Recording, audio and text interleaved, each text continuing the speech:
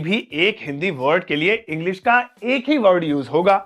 अब जैसे कार चलाने को ड्राइव द कार कहते हैं, जरा बताइए रिक्शा चलाने को क्या कहेंगे, दुकान चलाने को क्या कहेंगे, घर चलाने को या किसी मशीन को चलाने को क्या कहेंगे?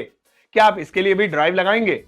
अगर नहीं तो इस वीडियो को प्लीज एंड तक जरूर देखिएगा, क्योंकि आज की ये वीडियो आपकी इंग्लिश स्पीकिंग को और भी ज्यादा स्ट्रांग बना देगी। तो फिर देर किस बात की है। मेरा नाम है सरताज एंड वेलकम टू सीखो ऑफिशियल शो स्पोकन इंग्लिश। तो चलिए दोस्तों, शुरुआत करते हैं आज की इस वीडियो की और जरा जानते हैं इंग्लिश के वो वर्ड्स जो हिंदी के एक ही शब्द के लिए यूज किए जाते हैं, लेकिन अलग अलग सिचुएशंस पर। सबसे पहला है कार चलाना। जी हां, जैसा आप सोच रहे हैं बिल्कुल वैसा ही है। कार चलाने को इंग्लिश में ड्राइव द कार ही कहते हैं। जरा एक सेंटेंस बनाइए, मैंने कार चलाई।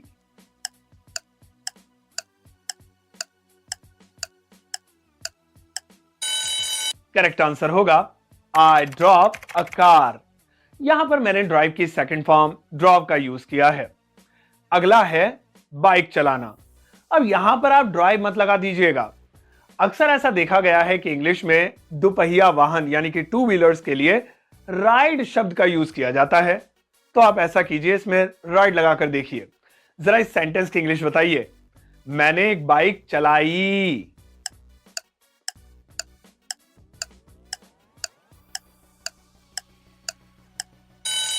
करेक्ट आंसर होगा आई रॉड अ बाइक। यहां पर फिर से मैंने राइड की सेकंड फॉर्म का यूज किया है, क्योंकि हमारा सेंटेंस पास्ट इंडेफिनिट का था।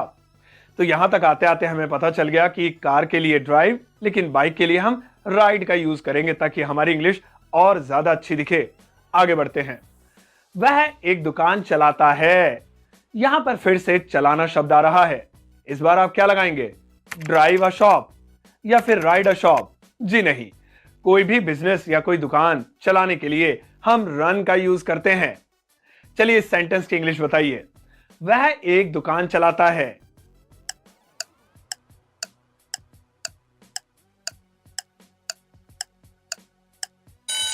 करेक्ट आंसर होगा ही रन्स अ शॉप। अगला है रिक्शा चलाना। क्या इसके लिए भी हम ड्राइव, राइड या रन जैसे शब्दों का इस्तेमाल कर सकते हैं? बिल्कुल नहीं।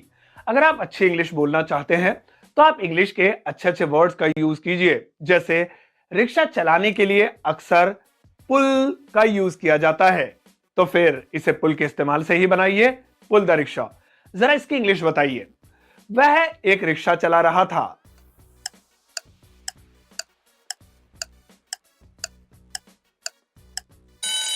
करेक्ट आंसर होगा he was pulling a rickshaw. यहां पर आपको एक चीज पता होनी चाहिए, आजकल के मॉडर्न रिक्शाज में मोटर लगी होती है या एक मशीन लगी होती है। इसके लिए हम ड्राइव का यूज कर सकते हैं, लेकिन कुछ रिक्शाज ऐसे होते हैं जिन्हें सिर्फ इंसान ही खींचता है बिना किसी मोटर या इंजन के। तो ऐसे रिक्शे के लिए हमेशा पुल का यूज करेंगे, और ऐसे रिक्शे को चलाने वाले को अंग्रेजी में रिक्शा पुलर कहते हैं। अगला है दिमाग चलाना। वैसे दिमाग चलाने को ड्राइव द ब्रेन कहेंगे तो लोग हंसेंगे। इसके लिए हम यूज करेंगे यूज द ब्रेन। आप इस सेंटेंस की इंग्लिश बनाइए, तुम्हें अपना दिमाग चलाना चाहिए।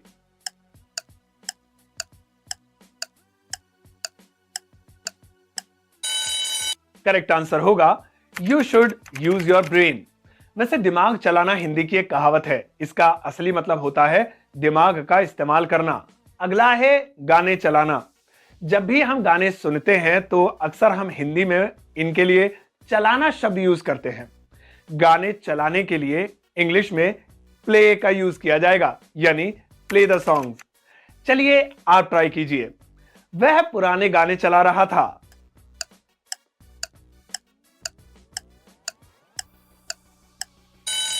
करेक्ट आंसर होगा he was playing old songs।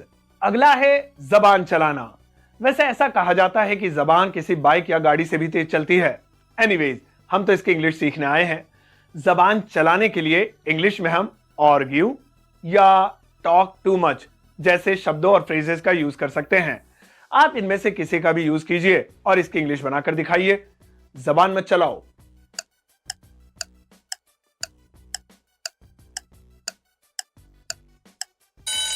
इसे हम इंग्लिश में कुछ ऐसे बोल सकते हैं, डोंट आर्ग्यू या फिर don't talk too much.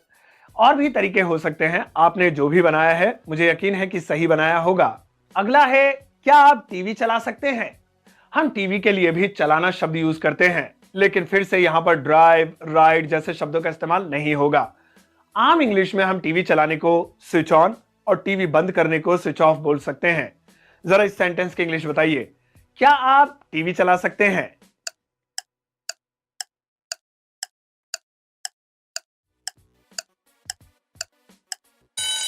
Correct answer होगा can U turn on the TV या फिर can you switch on the TV.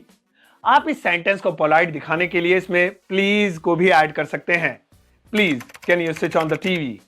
अगला है लाइव चलाना। आजकल YouTube का जमाना है, चीजें लाइव दिखाई देती हैं, लाइव स्ट्रीमिंग होती है। अब यहां पर भी चलाना शब्द इस्तेमाल किया गया है। क्या यहां पर भी ड्राइव का यूज करेंगे? जी नहीं। अक्सर किसी चीज को लाइव चलाने के लिए स्ट्रीम या ब्रॉडकास्ट जैसे शब्दों का इस्तेमाल किया जाता है।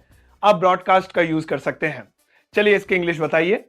मैच लाइव चलाया जाएगा।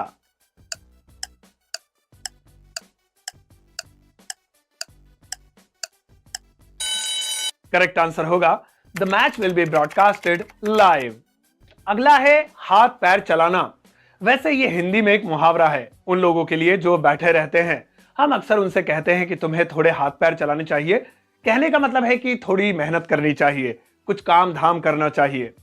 तो ऐसे में हम इंग्लिश के अलग अलग फ्रेजेस या वर्ड्स का इसके लिए यूज कर सकते हैं। आमतौर पर हम इसे ऐसे भी बोल सकते हैं, डू सम वर्क, यानी कोई काम करना। एक तरह से वही बात है हाथ पैर चलाना। जरा इसकी इंग्लिश बताइए। तुम्हें हाथ पैर चलाने चाहिए यानी तुम्हें थोड़ा काम धाम करना चाहिए।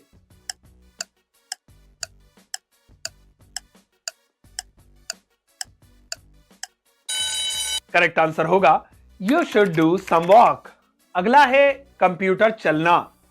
कंप्यूटर पैरों से तो नहीं चलता है, एक तरह से कंप्यूटर काम करता है, तो इसीलिए हम इंग्लिश में इसके चलने को वर्क बोल सकते हैं। जरा इस सेंटेंस की इंग्लिश बताइए। मेरा कंप्यूटर नहीं चल रहा है।